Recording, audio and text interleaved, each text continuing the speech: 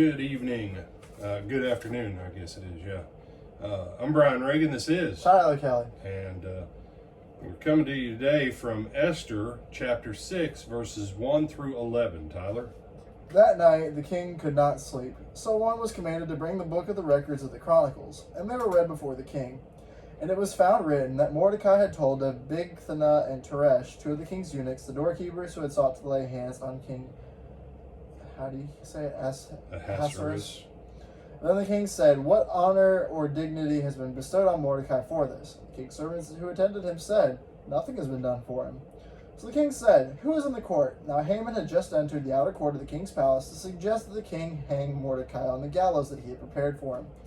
The king's servant said to him, "Haman is there standing in the court." The king said, "Let him come in." So Haman came in, and the king asked him, "What shall be done for the man whom the king delights to honor?" Now Haman thought in his heart, "Whom would the king delight to honor more than me?" And Haman answered the king, "For the man whom the king delights to honor, let a royal robe be brought which the king has worn, and a horse on which the king is ridden, which has a royal crest placed on its head. Then let this robe and horse be delivered to the hand of one of the king's most noble princes, that he may array the man whom the king delights to honor. Then parade him on horseback through the city square, and proclaim before him, 'Thus shall it be done to the man whom the king delights to honor.'"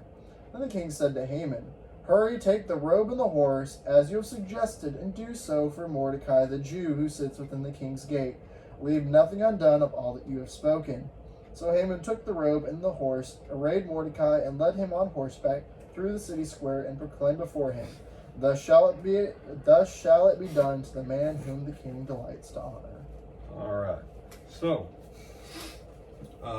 you say, yeah, no, this is what we looked at yesterday.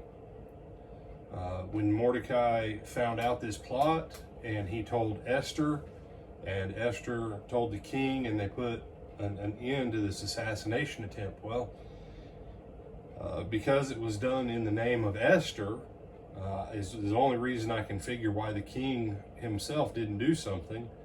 I mean, it's the queen, she's my queen, she lives in a palace, and she gets all the queenly stuff. So when he's hearing this read on a night in which he cannot sleep, and keep in mind, in what we have in Esther, the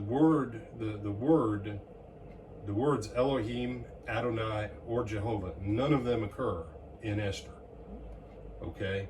And please don't come to me and go, "Actually, Brother Brian, I watched a show on TV, and they said that if you run an algorithmic program, you can find the name of God all over in the book of Esther."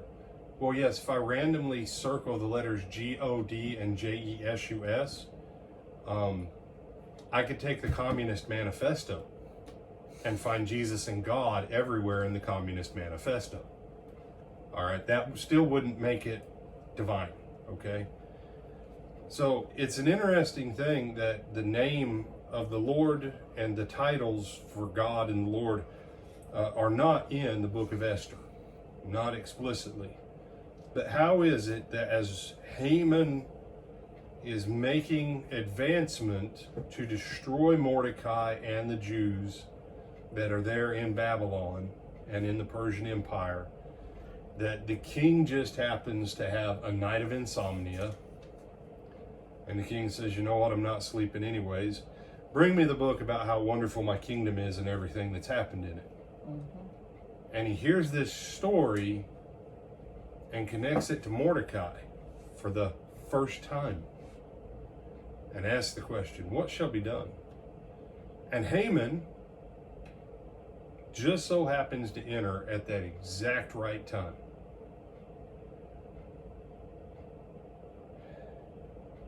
There are some things in life that you can see the hand of God clearly all over it. This is one of those, the book of Esther. Either the hand of God was involved in it, or this is the most amazing set of coincidences and happenstances of timing that ever worked out for any people in such a short period of time in the history of the world. Because Haman comes in and Haman sets the agenda for the honors. And what's the king say then, Tyler? All right, go out, go to the take the robe, take the horse, go to the house of Mordecai and go to Mordecai and put it all on him and parade him around yourself. Yeah, everything you said should be done for him. It's your job, Haman, to make sure it happens to Mordecai the Jew. And I love the fact the horse had its own crown of royalty, so that everybody know, oh, this is a royal horse. Mm-hmm. And now his enemy is parading him through the street. This is what we saw. This is where it comes to pass. Why didn't he get anything back then? Why did the Lord leave it alone? Because the Lord knew the potentials of what was coming, and the Lord providentially provided for it on this night, that all that stuff back then would be brought forward and made manifest for Mordecai's blessing, praise, and the security of God's people. Some other thoughts on this one, my brother? On this part, no. Okay, go ahead then. Just reading ahead when you get to, where is it? Verse 13. It's something I hadn't noticed before, but when he goes home after having to parade Mordecai through the streets, he's already talked to his wife and his wise. Is it both his wife and his wise men beforehand? I know it's at least his wife beforehand. Yeah, his friends and his wife back in verse 10 of chapter 5. But it says, because after he complains and tells his wife and his friends what happened, his wise men and his wife Zeresh said to him, if Mordecai, before whom you have begun to fall, is of Jewish descent, you will not prevail against him, but will surely fall before him. So this is already after the king has signed the proclamation saying that we're going to kill off all the Jews. But there's enough, and I'm going to assume that Mordecai's wife and the wise men or his friends or whatever are aware of the God of the Jews, who has done some absolutely phenomenally ridiculous things for them, that even they're like, dude, if he's a Jew and you've already mentioned he's a Jew and you're going up against him, you're out of luck and you're done for. I said, it wasn't something that I'd noticed before, that even his wife and his friends were like, you picked the wrong guy and the wrong people to mess with, bud. Yeah, and the decree has been signed. Is that what you said? I thought you said the decree had not. No, okay. the decree's already been signed. Okay. That's why we've already got the first dinner's already been had, and the very next verse is about how they're coming to get him for the next dinner that next night.